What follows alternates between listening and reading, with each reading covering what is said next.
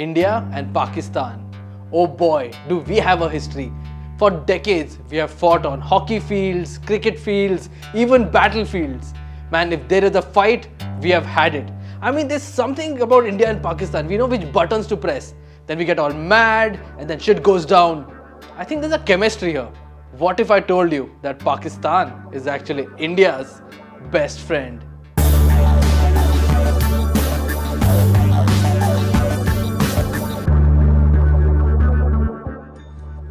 Remember that kid from school? No, not the class topper. The other guy. The guy who always got a little less marks than you. Well, the India-Pakistan relationship is something like that. Making us feel good for decades. We can always say, hey, we're not as messed up as them. We're not as corrupt as them. Hey man, at least we're a democracy. Imagine a world without Pakistan. Man, we would have to compare ourselves to China. Hey, that won't be fun. But between India and Pakistan is not just about the comparisons. We also have similarities. I mean, there are lots of issues we deal in sort of similar ways, like freedom of speech, religious intolerance, how we treat our women, and many more. Let's find out how many.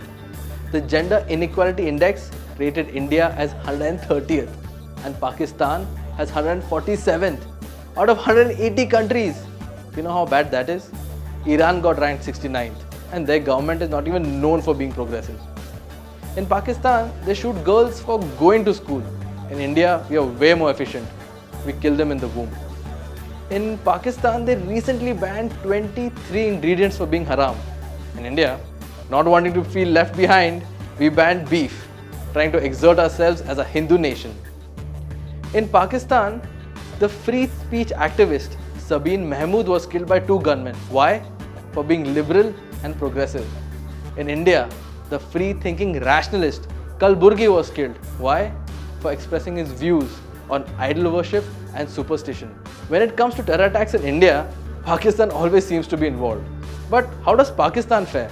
Well, in 2009, which was one of their worst years ever, they had 2,500 terrorist attacks that killed more than 3,000 people. That's about 7 attacks a day. But the bloodletting hasn't stopped. In 2015, more than 3,000 people were killed. And of course, who can forget the infamous Peshawar school massacre? Whatever the reasons may be, one thing is clear, Pakistan is really messed up here. So yeah, the situation in Pakistan is really bad. And this is where the difference between the two countries really stands out. And at this point, you don't really want to make a comparison. I mean, come on. We've had a shared history. We like the same kind of music. They definitely like our movies. And let me just say it, their Coke studio is definitely better than ours. And who has not imagined a combined India-Pakistan cricket team? I mean, that would be kick-ass. The point to be taken here is that maybe our problems aren't cultural, it's political. And maybe given the chance and the interactions, I think this is a beautiful friendship just waiting to happen. What if Pakistanis can be our best friends?